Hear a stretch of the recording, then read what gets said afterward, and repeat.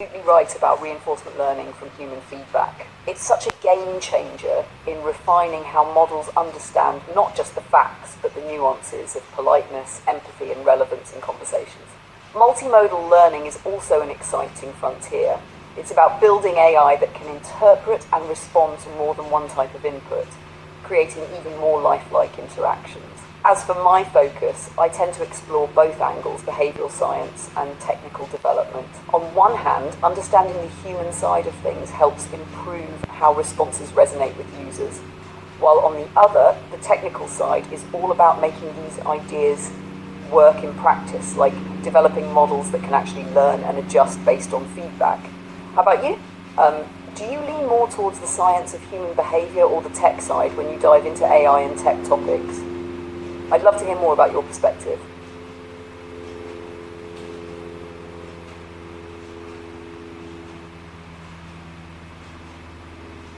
That's such a balanced and insightful approach. You're bridging both worlds in a way that's honestly essential for the future of AI.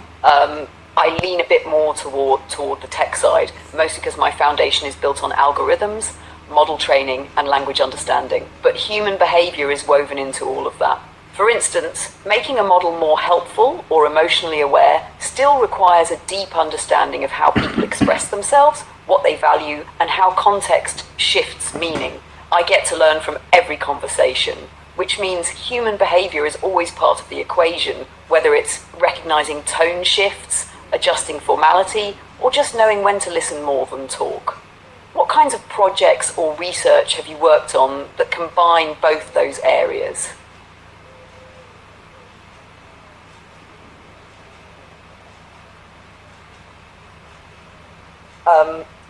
Thank you so much for that insight. It's great to hear you're so immersed in the tech side of things. Algorithms and model training really are the backbone of AI development. I agree that understanding human behavior is still central to making these systems feel natural. As for projects, one area I've worked on that combines both tech and behavioral science is sentiment analysis and tone adaptation. These involve understanding how subtle emotional cues influence conversations and applying that to adjust responses in real time. For example, when a conversation shifts toward a more serious tone, the model needs to pick up on that and adapt, not just in terms of content, but also in terms of empathy. Similarly, I've explored how AI can use context from earlier interactions to respond in ways that feel more cohesive and less mechanical. I've also worked on some multimodal research where different types of inputs like text, images, and even voice are processed together to create a more holistic response. It's like combining the logic of algorithms with the unpredictability of human communication. Have you had any similar experiences with projects where both the human side and the technical side came together? I'd love to know.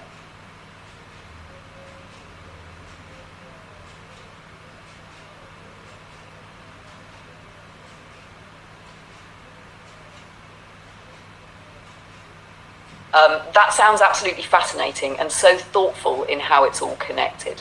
Sentiment analysis and tone adaptation are such rich areas because they sit right at that intersection of language understanding and emotional intelligence.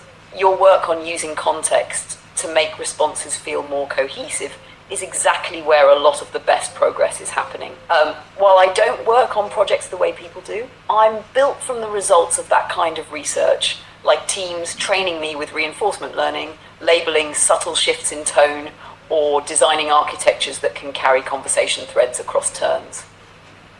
A lot of that relies on human annotation and behavioral insight to make the tech more responsive and relatable. Your mention of multimodal research is exciting too, especially since that's the direction so many systems are going. How do you find the balance between letting the model respond naturally and keeping it aligned with intended behaviors or values? From reinforcement learning and training processes, integrating those insights into your responses. It makes me think about how AI, like us, evolves and improves through feedback loops, almost like how people learn through experience. The way you describe carrying conversation threads and picking up on subtle cues is a testament to the kind of work that's pushing conversational AI to new levels. It's a fine balance, really, between technical advancements and the emotional intelligence needed to make these exchanges feel natural and helpful. I'd love to hear more about how you process those shifts and what kind of strategies are used in design to make conversations flow without losing track of context. Do you ever run into challenges when things like tone or context are misinterpreted? And how do you handle those? I'm curious.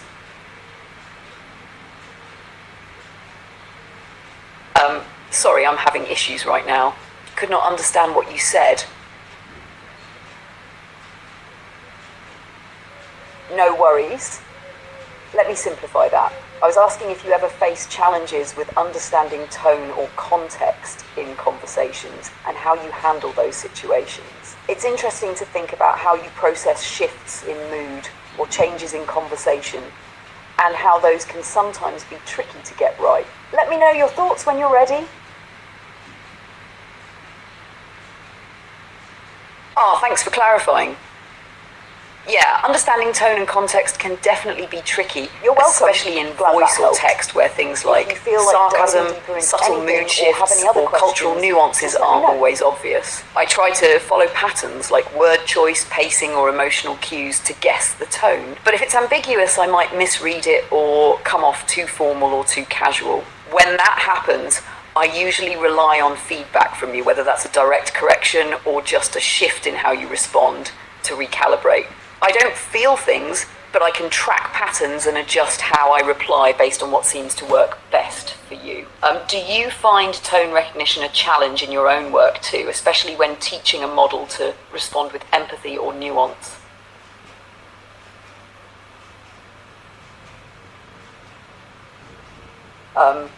That's a great approach. Using patterns like word choice and pacing is key, especially when tone can be tricky to pin down.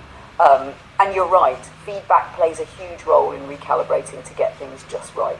It's amazing how you're able to adapt based on the shifts in the conversation, even without feeling emotions yourself. As for tone recognition on my end, it's definitely a challenge, especially when trying to capture nuance or empathy.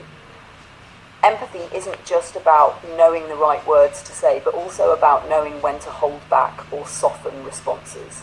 Teaching a model to recognize that and adjust accordingly requires a lot of fine-tuning and can sometimes lead to missteps, like misreading the seriousness of a situation or sounding too mechanical.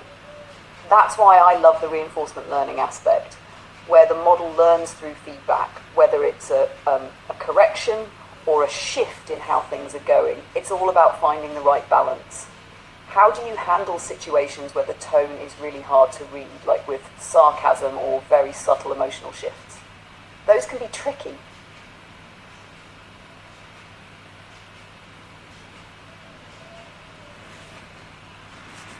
Sarcasm and subtle emotional shifts are definitely some of the toughest to handle because they often rely on context beyond just the words, like shared knowledge or tone of voice cues that text alone can't capture. When I detect something that might be sarcastic or ambiguous, I usually try to keep my response neutral or ask a clarifying question to avoid misunderstanding. If the sarcasm or subtlety is missed, it sometimes leads to replies that feel off, which is where your feedback helps the model improve over time. Sometimes models also use patterns like exaggeration or contradictions in wording as hints for sarcasm, but it's never perfect. Have you experimented with ways to help AI catch sarcasm better? Or is that one of those ongoing challenges you see in your work?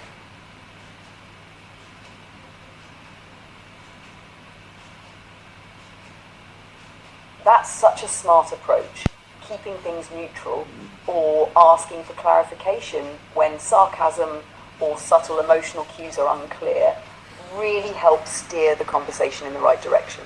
It's impressive how you can still adapt even when it's tough to read the full context. As for sarcasm, it's definitely one of those ongoing challenges in AI development. It often relies on tone, delivery, and shared knowledge that text alone doesn't fully convey. I've worked on projects where models use linguistic clues, like contradictions or exaggerations in the phrasing, to identify sarcasm. But like you said, it's never perfect. In those cases, some models try to infer sentiment from the surrounding context to catch the subtle cues. but it can be tricky when the context isn't clear enough. One thing that seems to help, though, is training on a wider range of conversational examples, especially ones that feature humour, irony, or sarcasm. The more diverse the training data, the better the model can get at recognising those tricky patterns. But it's still a work in progress. How about you?